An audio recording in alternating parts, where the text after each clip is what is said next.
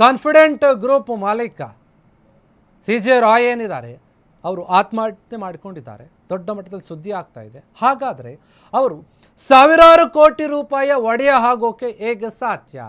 ಆ ಸಾಮ್ರಾಜ್ಯವನ್ನು ಕಟ್ಟಿದ್ದು ಹೇಗೆ? ಹಾಗಾದರೆ ಅದರ ಬಗ್ಗೆ ತಿಳ್ಕೊಳ್ಳೋಣ.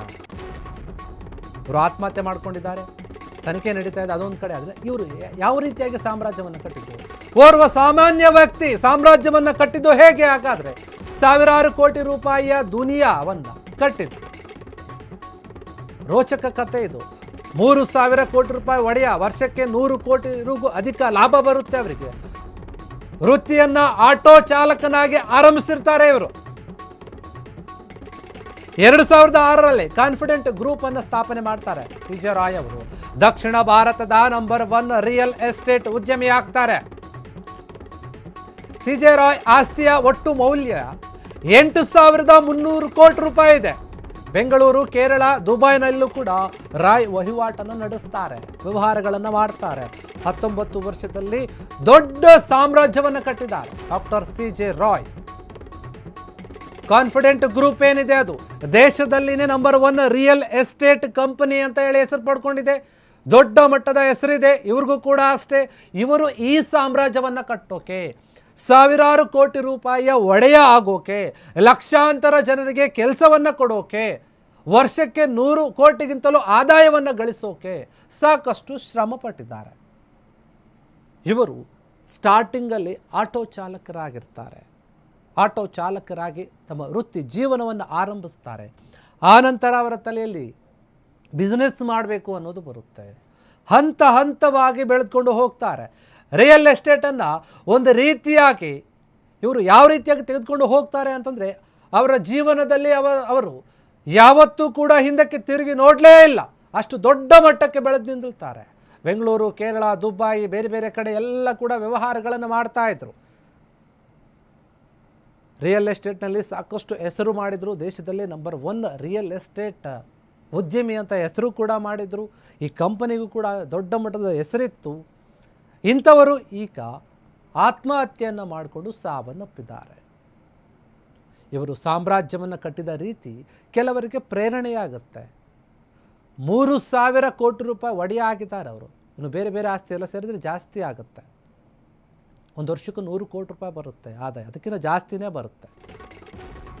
ಇನ್ನೇನು ಇವರು ಆತ್ಮಹತ್ಯೆ ಮಾಡ್ಕೊಂಡಿದ್ದಾರಲ್ಲ, ಆ ಕೇಸ್ಗೆ ಸಂಬಂಧಪಟ್ಟ ಹಾಗೆ ತನಿಖೆ ನಡೀತಾ ಇದೆ. ಗುಂಡು ಹಾರಿಸಿಕೊಂಡು ಪ್ರಾಣ ಬಿಟ್ಟಿದ್ರು, ಅವರೇ ಸ್ವತಃ ಗುಂಡು ಹಾರಿಸಿಕೊಂಡಿದ್ದಾರೆ ಅನ್ನೋದು ಕೂಡ ಈಗ ದೃಢ ಆಗಿದೆ.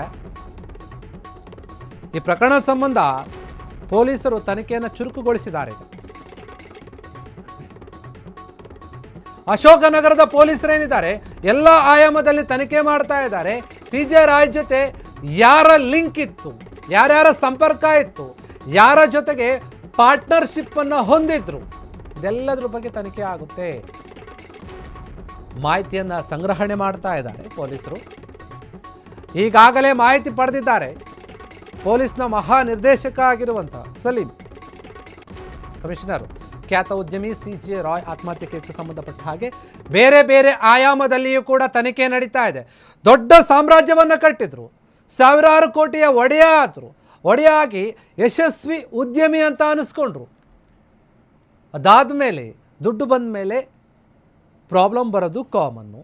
IT ದಾಳಿಗಳು, ಇಡೀ ದಾಳಿಗಳು ಬರೋದು ಕೂಡ ಕಾಮನು. ಸಾಕಷ್ಟು ಈ ರೀತಿಯಾದಂಥ ದಾಳಿಗಳನ್ನು ಈ ಹಿಂದೆ ಕೂಡ ನೋಡಿರ್ತಾರೆ CJ ರಾಯ್ ಅವರು.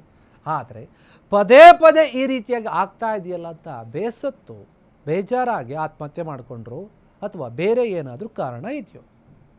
ಎಲ್ಲ ಆಯಾಮದಲ್ಲಿ ಪೊಲೀಸರು ತನಿಖೆ ಮಾಡ್ತಾ ಇದ್ದಾರೆ. ಮತ್ತು ಇವರ ವ್ಯವಹಾರಗಳಲ್ಲಿ ಇವರಿಗೆ ಯಾರ್ಯಾರ ಜೊತೆ ಲಿಂಕ್ ಇದೆ, ಅವರು ಯಾರು, ರಾಜಕಾರಣಿಗಳು ಅಥವಾ ಸೆಲೆಬ್ರಿಟಿಗಳು, ಇದ್ರ ಬಗ್ಗೆ ಕೂಡ ತನಿಖೆ ಆಗ್ತಾ ಇದೆ.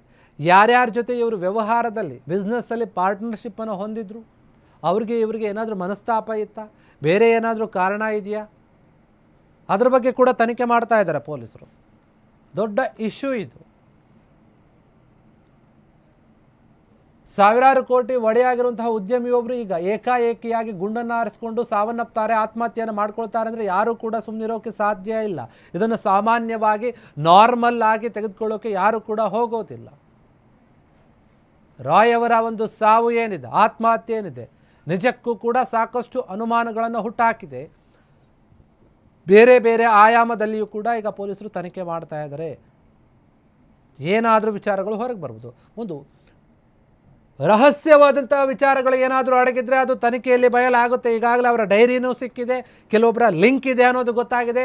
ರಾಜಕಾರಣಿಗಳ ಲಿಂಕ್ ಇದೆ, ಸೆಲೆಬ್ರಿಟಿಗಳ ಲಿಂಕ್ ಇದೆ, ನಟಿಯರ ಲಿಂಕ್ ಇದೆ, ಮಾಡೆಲ್ಗಳ ಲಿಂಕ್ ಇದೆ. ಹೀಗೆ ಸಾಕಷ್ಟು ಜನರ ಲಿಂಕನ್ನು ಹೊಂದಿರುವಂತಹ, ವ್ಯವಹಾರಗಳನ್ನು ಹೊಂದಿರುವಂತಹ ಅನೇಕ ಅಂದರೆ ಸೆಲೆಬ್ರಿಟಿಗಳಿಗೆ ಆಪ್ತರಾಗಿರುವಂತಹ ರಾಯ್ ಅವರು ಯಾಕೆ ಆತ್ಮಹತ್ಯೆ ಮಾಡಿಕೊಂಡ್ರು? ಏನಾದರೂ ಅವ್ರಿಗೆ ಈ ವಿಚಾರ ಗೊತ್ತಿತ್ತಾ? ಎಲ್ಲ ಆಯಾಮದಲ್ಲಿ ತನಿಖೆ ಮಾಡ್ತಾ ಇದ್ದಾರೆ. ಕ್ಷಣ ಕ್ಷಣದ ಸುದ್ದಿಗಳಿಗಾಗಿ ಫ್ರೀಡಂ ಟಿವಿ ಸಬ್ಸ್ಕ್ರೈಬ್ ಮಾಡಿ, ಲೈಕ್ ಮಾಡಿ ಹಾಗೂ ಫಾಲೋ ಮಾಡಿ. ಹೊಸ ಸುದ್ದಿಗಳ ನೋಟಿಫಿಕೇಶನ್ಗಾಗಿ ಬೆಲ್ ಐಕಾನ್ ಮೇಲೆ ಕ್ಲಿಕ್ ಮಾಡಿ.